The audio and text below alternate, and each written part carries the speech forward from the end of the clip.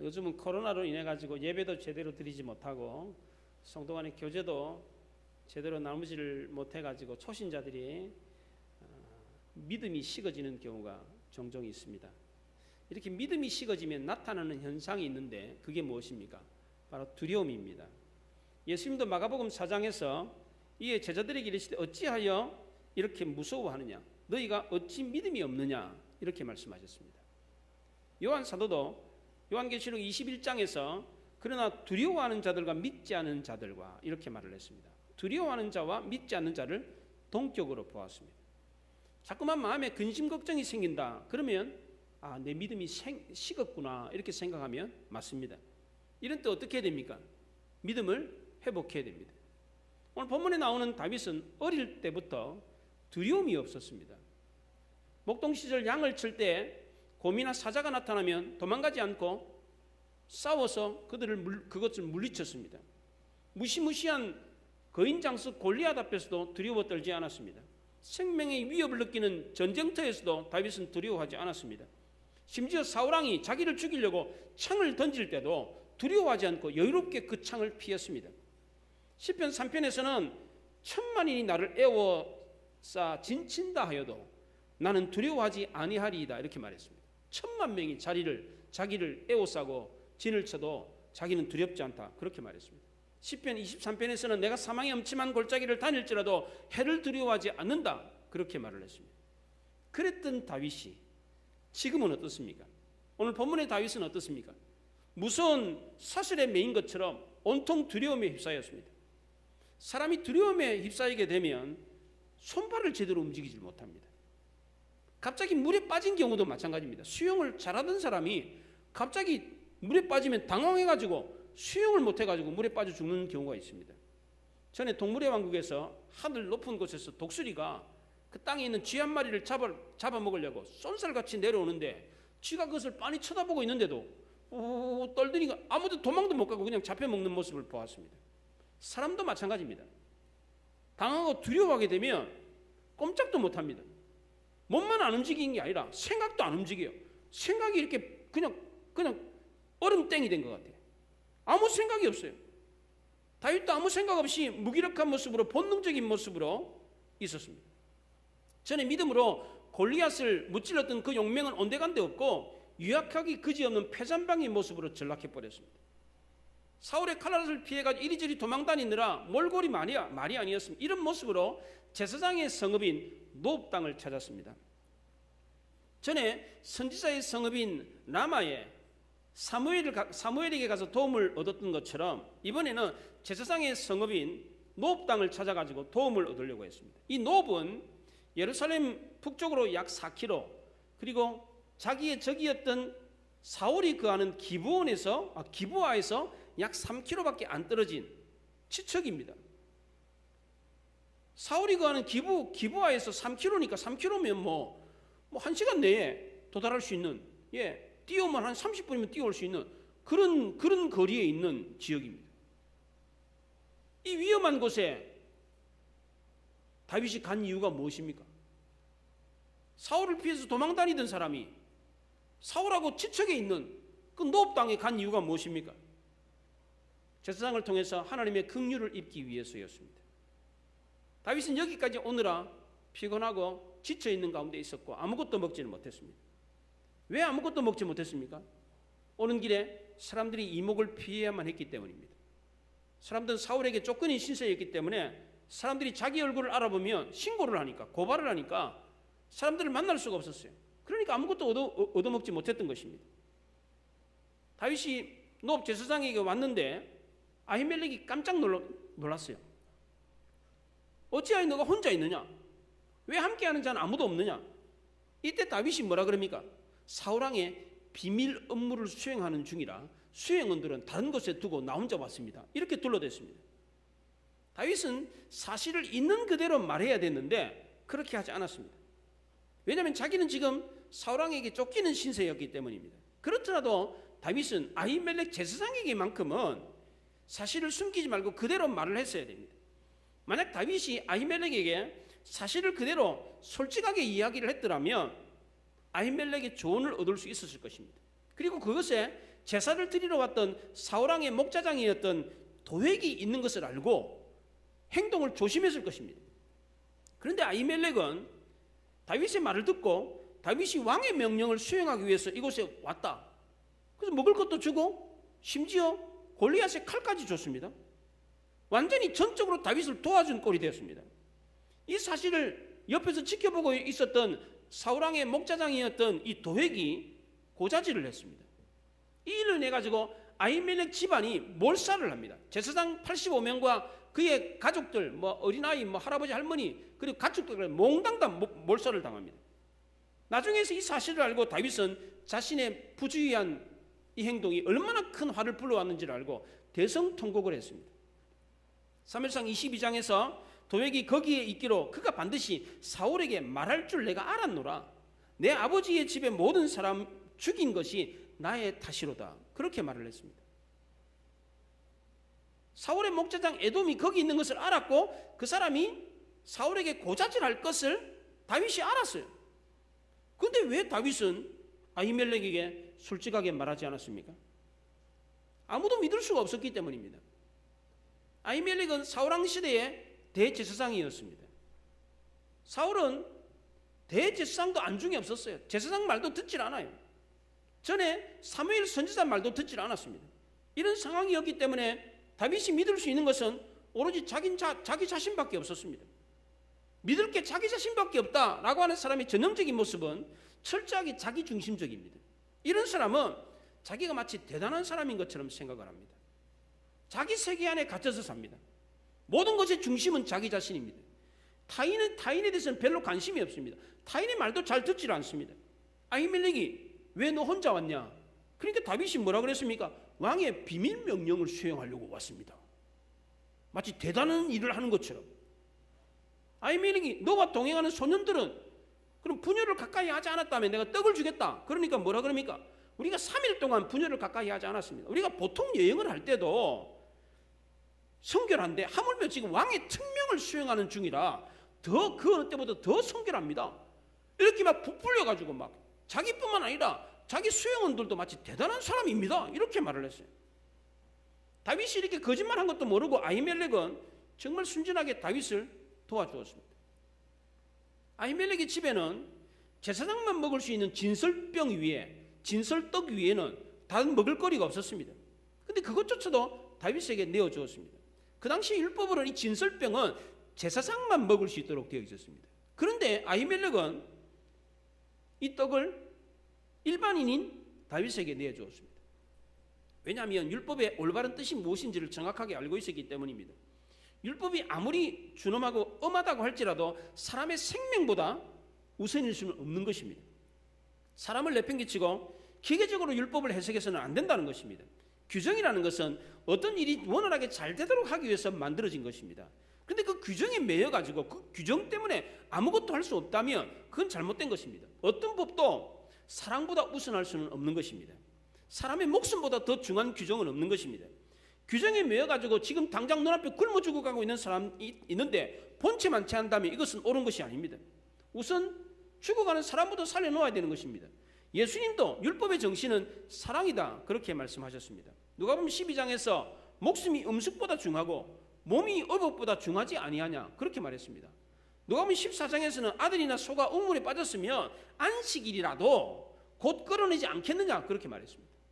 예수님은 내 이웃을 내 몸과 같이 사랑하라 그렇게 말씀하시면서 인간에 대한 계명을 주었는데 그 인간에 대한 계명, 살인하지 마라, 도둑질하지 마라, 거짓 증거하지 마라, 남의 것 탐내지 마라, 이런 등등의 말씀들은 다 남을 먼저 배려하라, 남을 먼저 생각하라 이런 뜻입니다.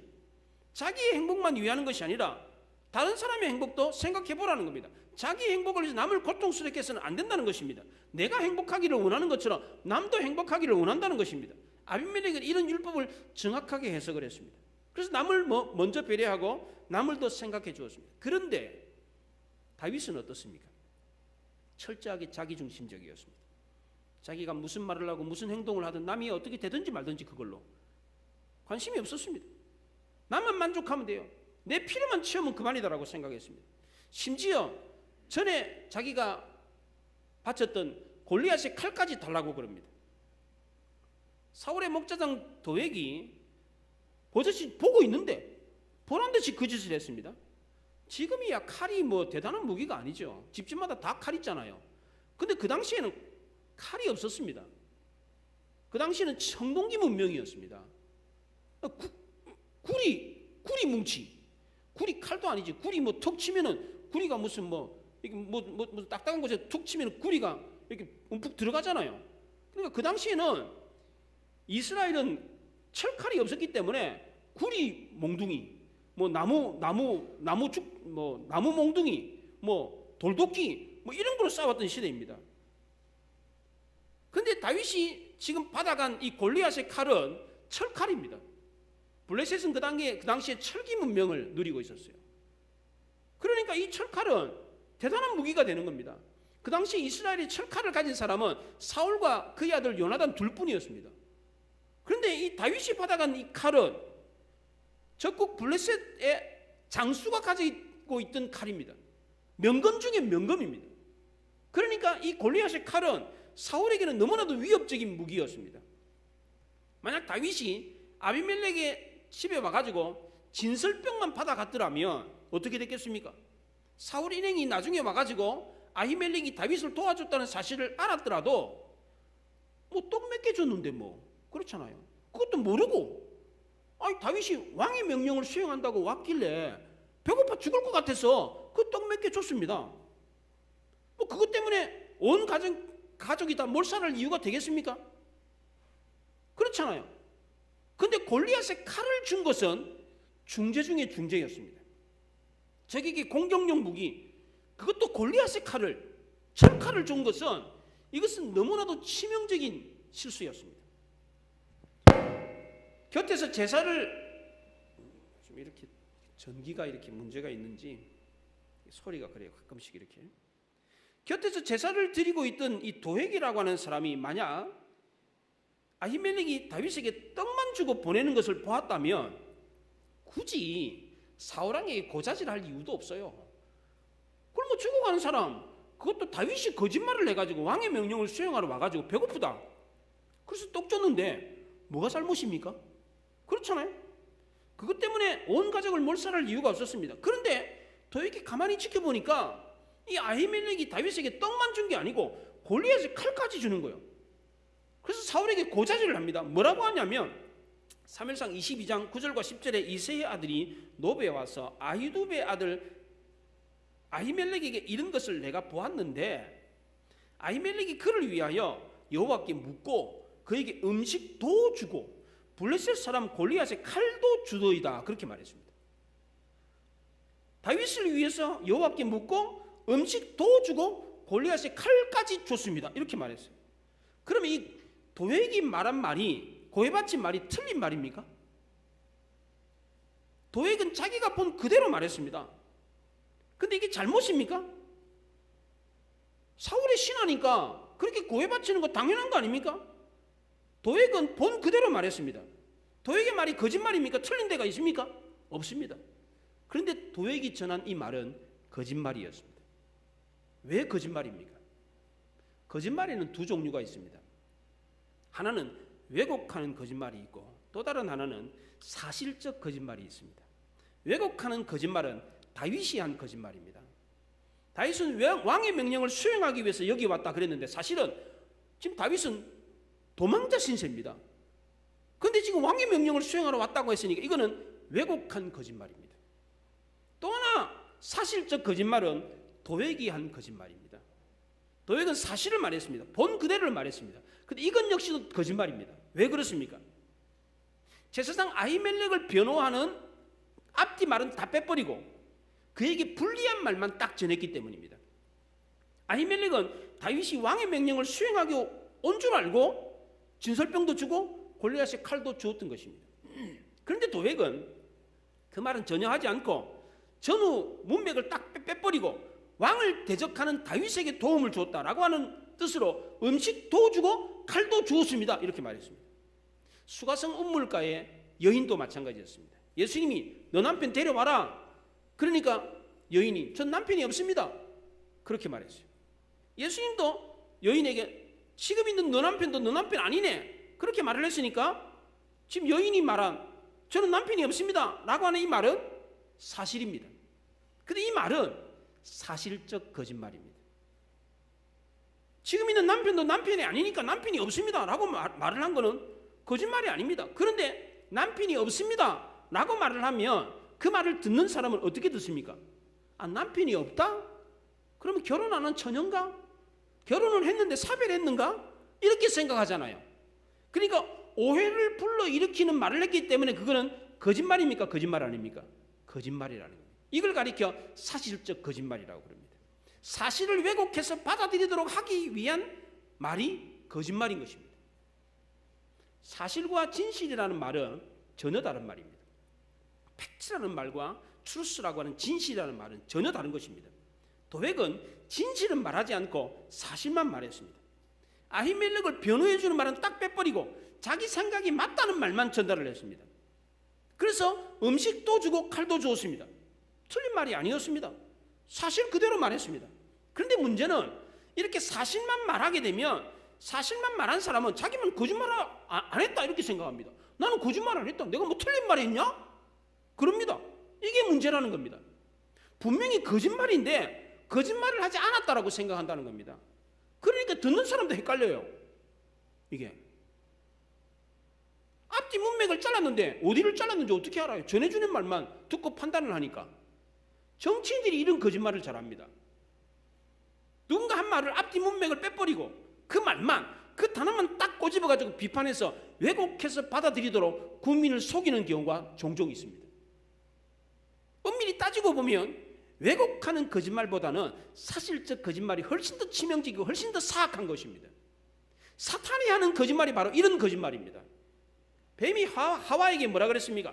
하나님이 참으로 너희에게 동산 모든 나무의 열매를 먹지 말라고 하시더냐? 하나님이 어떻게 이렇게 말했습니까?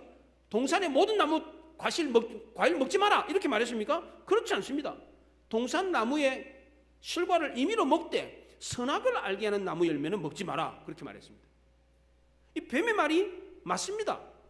모든 나무의 열매를 먹지 말라라고 한 말을 한 거니까 모든 나무 열매를 먹어도 된다 이런 뜻으로 받아들이겠습니다. 모든 나무 열매 먹지 말라고 하지 않았잖아. 그러니까 모든 나무 열매를 먹으라는 뜻이야. 이렇게 교묘하게 왜곡을 한 것입니다. 마귀는 거짓의 아비입니다. 이 말은 우리도 거짓말을 하며 마귀의 자식이 된다는 겁니다. 마귀는 이처럼 교묘한 방법으로 우리를 넘어뜨립니다. 늘 언제나 우리의 약점을 파고듭니다. 호시탐탐 우리가 실수할 것을 딱 기다리다가 여지없이 공격을 해옵니다. 이 당시 다윗은 지혜롭지 못했습니다. 너무 무분별하게 행동을 했습니다. 남이 어떻게 되든지 말든지 자기만 생각했어요. 좀 더 신중했더라면 이렇게 허술한 실수를 범하지 않았을 것입니다. 에돔 사람 도액이 지켜보고 있는 가운데 다윗이 이와 같은 행동을 했던 것은 위험천만한 일이었습니다. 아무런 잘못도 없는 일가족이 몰살을 당하는 일을 했습니다. 이것은 다윗의 조그마한 실수가 아닙니다. 큰 실수였습니다.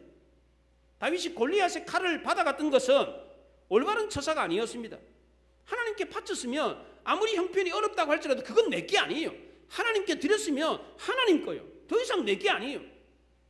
다윗에게 이 골리앗의 칼은 과거에 하나님께서 자기에게 은혜를 베풀었던 증거가 되는, 과거에 하나님께서 나에게 놀라운 기적을 베풀었던 그 기억의 도구였습니다. 이 은혜의 도구가 분명합니다. 그렇다고 지금 현재에도 다윗은 과거의 은혜에만 머물러 있어서는 안 되었습니다. 지금 다윗에게 필요한 것은 또 다른 은혜, 새로운 은혜였습니다. 우리도 마찬가지입니다. 신앙생활을 하면서 생동감이 없이 신앙생활하는 분들이 많습니다. 늘 주일이 되면 성경책 들고 교회를 옵니다. 그런데 감동이 없어요. 그리고 한다는 말이 그럽니다. 왕년에는 말이야, 옛날에는 말이야, 내가 주일학교 교사도 하고 집사, 권사, 장로하면서 내가 이렇게 열심히 하고 막 교회 막 엄청 부흥하고 막 과거만 자꾸만 이야기하는 사람이 있습니다. 이런 성도는 과거 은혜에만 매달려 있는 사람입니다. 신앙생활은 그렇게 하는 게 아닙니다. 하나님의 은혜는 늘 언제나 새롭습니다. 하나님이 광야 이스라엘 백성들이 만나를 주실 때 어떻게 줬습니까? 한꺼번에 하늘 창고에다 만들어 놓고는 그 냄새 풀풀 나는 거 그거 옛다 먹어라, 그리고는 줬습니까? 그렇지 않습니다. 매일매일마다 하늘 주방에서 요리를 해가지고 따끈따끈하게 요리를 해가지고 신선하게 요리를 해가지고 그리고 그날 늘 새롭게 이스라엘 백성들에게 만나를 제공했습니다. 다윗은 아히멜렉의 집에서 골리앗의 칼을 가져가서는 안 되었습니다. 그것은 다윗에게 치명적인 실수였습니다. 이 일로 인해서 아히멜렉의 가정이 몰살을 했습니다. 제사장 85명과 그의 가족들 모두가 가축들까지 몽땅 다 죽었습니다. 나중에 이 사실을 알고 다윗은 대성통곡을 했습니다. 이제는 더 이상 나로 인해서 희생을 당하는 사람이 없어야 되겠다. 나는 이스라엘에 머물렀다가는 나 때문에 더 많은 사람들이 고통을 당하겠구나. 그리고는 블레셋 땅으로 가야 되겠다라고 결심을 했습니다. 자신의 잘못을 지적하면서 믿음을 잃어버린 다윗이 택한 피난처가 어디입니까? 블레셋이었습니다. 그러나 이것은 곰을 피하려다가 사자를 만난 꼴이었습니다. 사람이 궁지에 몰리면 여러 가지 변수를 생각합니다. 어려운 일이 닥치잖아요. 어느 때보다도 골똘하게 생각합니다. 이거 어떡하지? 이 생각 저 생각 별의별 생각을 다 합니다. 나름대로 열심히 생각을 해요. 그런데 최악의 결정을 하는 경우가 많습니다. 장고 끝에 악수 둔다는 말이 있습니다. 오랫동안 고민을 하다가 최고의 악수를 드는 경우가 있습니다. 블레셋에 들어가서 내가 용병이 되면 더 이상 사울이 나를 추격하지 못할 거다 이렇게 생각했습니다. 근데 하나님의 사람은 아무리 힘들어도 죄악의 도성으로 들어가서는 안 됩니다. 아브라함의 조카 롯이 그랬지 않습니까? 롯이 봤을 때 소돔과 고모라는 에덴 동산 같았어요. 천국처럼 보였어요. 그래서 저기 들어가면 안 되는 저 죄악의 도성인데 안 되는데 하면서 조금씩 텐트를 옮겨가면서 결국은 들어가고 말았습니다. 이것은 마치 볏짐을 지고 불 가운데 뛰어드는 것과 같은 것이었습니다. 다윗이 블레셋 가드로 몸을 피한 것은 분명한 실수였습니다. 아기스의 왕의 신하들이 다윗을 보고 금방 알아봤습니다. 골리앗을 죽인 이스라엘의 영웅인 것을 금방 알아보고 여자들이 노래를 부르는 그 노래의 주인공이 다윗이라고 그랬어요. 사울은 천천히인데 다윗은 만만이다. 그 노래의 주인공이 바로 저 사람이다. 그러니까 저 사람 당장 죽여야 된다. 그렇게 말했습니다. 다윗은 너무나도 당황스러웠습니다. 블레셋에 해를 입히려고 들어간 것도 아니고 블레셋을 도와주기 위해서 들어갔는데 자기를 죽이겠다 그러니까 얼마나 난감했겠습니까? 블레셋을 비빌 언덕이라고 생각하고 갔는데 꼼짝없이 거기서 죽게 생겼습니다. 얼마나 난처했겠습니까? 그런데 다행스럽게도 다윗이 기지를 발휘했습니다. 죽을 위기 상황에서 지혜가 딱 돌아와서 미친 척 해야 되겠다. 대문짝을 막 벅적벅적 긁고 침을 막 수염에 줄줄줄 흘리면서 미친 사람 흉내를 냈습니다. 그 위험한 순간에 자신의 자존심이고 뭐고 다 내팽개쳤습니다. 내가 왕의 사위인데, 내가 군대 장관인데, 하나님의 종인데, 장차 내가 왕이 될 사람인데 이런 체면이고 뭐고 싹 다 버렸습니다. 그렇게 막 미친 척하면서 속으로 내가 어쩌다가 이렇게 됐지?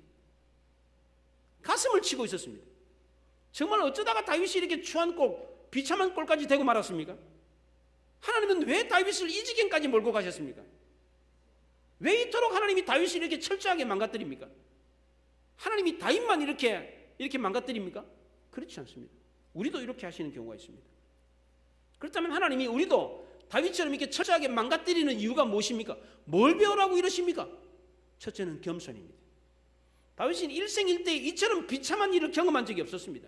물론 자신이 사랑하는 아들 압살롬의 반란으로 인해 가지고 비참한 일을 겪기도 했습니다. 그러나 그때는 이만큼 비참하지 않았어요.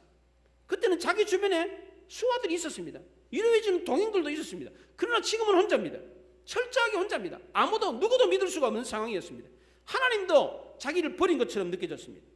이렇게 철저하게 낮아지고 비참해졌을 때 다윗이 배운 것이 바로 겸손이었습니다. 그런데 이런 상황을 경험했는데도 불구하고 겸손을 못 배우는 사람들이 있습니다. 정말 이런 사람은 인생을 허산 것입니다. 그렇게 고생을 하고서도 정신을 못 차리는 사람이 있습니다. 정말 어리석은 사람입니다.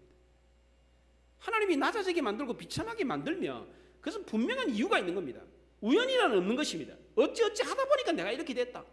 내가 인생을 살면서 누굴 믿어가지고 돈 꿔줘가지고 사기를 당해가지고 내가 병을 얻어가지고 사고를 당해가지고 내가 이렇게 비참한 꼴이 됐다. 그런 거 아닙니다. 어찌 하다 보니까 그렇게 된 게 아니에요. 다 이유가 있는 것입니다.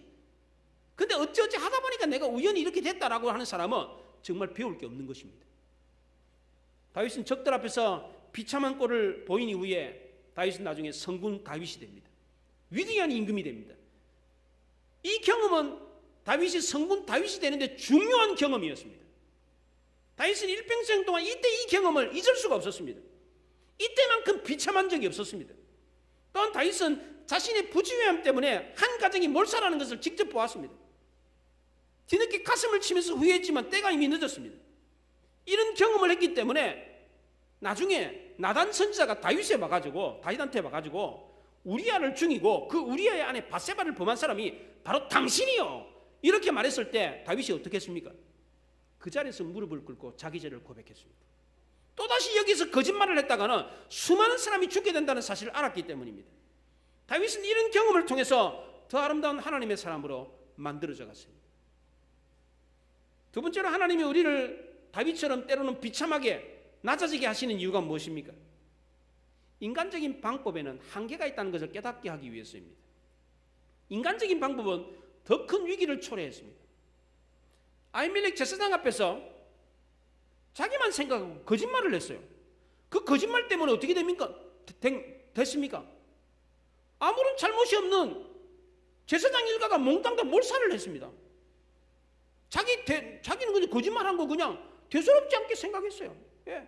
자기가 마치 대단한 사람인 것처럼 거들먹거리면서 내가 왕의 비밀 명령을 수행하는 사람이라고 이러면서 자기 수하들도 거룩하고 성결한 사람이라고 이러면서 막 허세를 부렸어요. 예. 그것 때문에 수많은 사람들이 죽었다는 거예요. 아무런 잘못이 없는 사람이. 게다가 블레셋 가드의 아기스 왕 앞에서도 마찬가지입니다. 미친 척을 했어요. 물론 위기를 모면하기 위해서 미친 척을 했지만 일생일대에 있어서 이렇게 부끄러운 적이 없었어요. 아기스 왕의 신하들이 자기를 죽이려고 했기 때문에 미친 척을 했지만 그래서 겨우 목숨만 건졌는데 이때 이 사건을 일평생 동안 잊을 수가 없었어요. 그럼 깨달아야 될 것 아닙니까? 아무리 이스라엘에서 도망갈 곳이 없다고 할지라도 블레셋은 아니구나, 이걸 깨달아야 될 것 아닙니까? 그런데 다윗은 이것을 깨닫지 못했습니다. 또다시 블레셋으로 들어갑니다. 가드에서 쫓겨나고 난 뒤에 아둘람 굴로 숨어들었습니다. 그리고 10항무지, 마온 황무지를 전전하다가 바란 광야, 그리고 하길라산, 그리고 가드의 시글락으로 다시 들어갔어요. 그러다가 어떻게 됐습니까? 블레셋과 이스라엘 사이에 전쟁이 발발했습니다. 전쟁이 발발했는데 블레셋 편에 들었으니까 전쟁에 나가자니 형제들하고 싸워야 되니까 나갈 수가 없고, 안 나가자니 지금 블레셋의 아기스 왕의 신하인데 전쟁에 안 나갈 수도 없고 나갈 수도 없고 안 나갈 수도 없는 난처한 상황을 만났습니다. 결국 전쟁에 나가기로 결정을 합니다. 그런데 이때 자기가 살고 있던 시글락에 아말렉이 침공을 해가지고 자기의 처자식과 재산들을 몽땅 다 빼앗아가 버렸습니다. 그걸 알고는 돌아와가지고 막 땅을 치면서 막 울심이 없을 정도로 울었습니다. 아브라함의 조카 롯도 마찬가지입니다. 소돔성에 살다가 전쟁이 일어나가지고 포로로 끌려갔습니다. 재산을 다 잃었어요. 죽을 뻔했어요. 이때 삼촌 아브라함이 군대를 일으켜가지고 추격해봐가지고 자기를 구출해줬어요. 그러면 절대로 그 소돔성에 들어가면 안 되잖아요. 그런데 또 꾸역꾸역 소돔성에 또 들어갔어요. 그러다 결국 어떻게 됐습니까? 불과 이왕으로 소돔과 고모라가 멸망할 때에 아무것도 건지지 못하고 간신히 목숨만 건져가지고 그렇게 나왔습니다. 그러니까 무슨 뜻입니까? 두 번이나 이런 경험을 하게 하신 이유가 뭐예요? 블레셋에 들어가면 알러가지가 된다, 아무것도 못 건진다, 이 사실을 경험했잖아요. 두 번이나 경험했으면 이게 무슨 뜻입니까? 분명하게 블레셋은 아니구나, 세상은 나의 피난처가 아니구나, 라는 사실을 깨달아야 되는 것입니다. 아무리 힘들다고 할지라도 인간적인 방법을 가지고 해결해서는 안 된다는 겁니다. 세 번째로 하나님 우리를 다윗처럼 비참하게 만드시는 이유가 뭡니까? 하나님을 떠나서는 아무것도 할 수 없다라는 것을 알게 하기 위해서입니다. 다윗이 이스라엘을 떠난 것은 곧 하나님을 떠난 것입니다. 다윗이 이스라엘을 떠나서 블레셋으로 갈 때에 안전과 보호를 기대했습니다. 내가 블레셋에 들어가면 나를 추격해오는 사울왕이 더 이상 나를 추격하지 못할 거다, 이렇게 생각했습니다. 그런데 블레셋에 들어가가지고 얻은 게 하나도 없었어요. 몽땅 다 잃고 나왔습니다. 유대 베들레헴에 부자로 살았던 엘리멜렉과 나오미도 역시 마찬가지입니다. 흉년이 왔을 때에 여기서 더 이상 못 살겠다. 모압 지방에서 살자. 모압 지방 이민 가자. 기대와 소망을 가지고 갔어요. 근데 어떻게 됐어요? 알거지가 돼가지고 돌아왔습니다. 남자들은 다 죽고 여자 둘만 달랑 맨몸으로 들어왔어요. 다윗 역시도 마찬가지입니다. 하나님을 떠나 블레셋을 비빌 언덕으로 생각했지만 화를 몸에 나고 겨우 목숨만 건지고 빠져나왔습니다. 다윗에게 가장 안전한 곳은 이스라엘도 아니었고 블레셋도 아니었습니다. 다윗에게 가장 안전한 피난처는 어디였습니까? 하나님이었습니다. 훗날 다윗은 이것을 알고 너희는 여호와의 선하심을 맛보아할지어다. 그에게 피하는 자는 복이 있도다. 시편 34편에서 젊은 사자는 궁핍하여 줄일지라도 여호와를 찾는 자는 모든 좋은 곳에 부족함이 없으리라. 이렇게 고백을 했습니다. 다윗은 제사장의 성읍 노업 땅 성전을 찾은 것은 옳은 선택이었습니다. 잘 선택한 겁니다. 근데 거기에서 다윗이 잘못했어요. 성전에 가가지고 인간적인 방법을 쓰지 말고 정직히 행했더라면 어떤 어려움을 만났다고 할지라도 문제를 해결할 수 있었을 것입니다. 아무것도 아니면서 마치 자기가 대단한 사람인 것처럼 허세를 부렸습니다. 힘들면서도 힘들지 않은 채 했어요. 아무것도 없잖아요. 가진 게 아무것도 없으면서 마치 원래 내 무기가 딴 데 있는데 급하게 오느라고 내가 무기도 못 가져왔습니다. 무기 있으면 무기 주십시오. 무기가 있기는 뭐가 무기가 있어. 자기 수중에 아무것도 없어요. 근데 마치 다른 데 마치 많이 있는 것처럼 병이 들었는데도 불구하고 집안이 망했는데도 불구하고 자기가 힘든데도 불구하고 하나님께 와서조차도 말을 안 해요. 사람들 앞에 숨겨요. 자기 체면을 세우려고. 하나님 앞에서는 거짓말이 통하지 않습니다. 헛세가 통하지 않습니다. 자기 자랑하는 거, 뭐 체하는 거, 예? 속이는 거, 괜찮은 체하고, 예? 뭐 있는 체하고, 아는 체하고 이런 게 안 통합니다. 하나님 앞에서 통하는 건 어떤 겁니까? 겸손한 겁니다. 솔직한 겁니다. 남 탓을 하지 않고 내 탓을 해야 돼요. 회개하고 두려운 마음을 가지는 거, 이게 하나님께 통하는 것입니다. 다윗은 이런 경험을 통해서 알게 되었습니다. 어떤 위기를 만난다고 할지라도 하나님 앞에 나와가지고 내가 겸손하게 솔직하게 두렵고 떠는 마음으로 회개하면 어떤 어려움도 이긴다는 사실을 경험을 통해서 알게 됐습니다. 그래서 훗날 다윗은 어떻게 했습니까? 솔직하게 과거 경험을 교훈 삼아서 여호와의 전을 사모해가지고 여호와의 전을 짓는데 올인을 했습니다. 그리고 성전을 떠나지 않고 성전에서 너른 일평생을 보냈습니다. 그래서 어떻게 됐습니까? 그 이후로 다윗은 승승장구하며 승리하는 인생을 살았습니다. 우리도 환난을 당할 때 다윗처럼 행하면 반드시 승리할 수가 있습니다. 하나님이 낮아지게 하시면 겸손을 배워야 됩니다. 겸손한 성도는 반드시 회복될 수가 있습니다. 왜요? 하나님은 교만한 자를 물리치시지만 겸손한 자에게 은혜를 베푸신다고 했기 때문입니다. 겸손한 자에게 겸손한 마음을 갖고 하나님을 떠나서는 우리는 아무것도 할 수 없다. 인간적인 방법이 아니라 하나님의 방법을 추구하며 주님과 동행하며 하나님을 의지할 때에 우리는 어떤 어려움을 만난다고 할지라도 이길 수 있다는 것을 기억하시기 바랍니다. 오늘 우리가 당하는 어떤 환난에 휩싸였다고 할지라도 겸손한 마음으로 하나님을 의지하고 하나님만이 나의 피난처다, 하나님만이 나의 도움이시다 라고 하는 것을 믿고 하나님 앞에 나와 엎드리면 그 어떤 문제도 넉넉하게 이길 수 있다는 것을 믿으시기 바랍니다. 기도하십시다.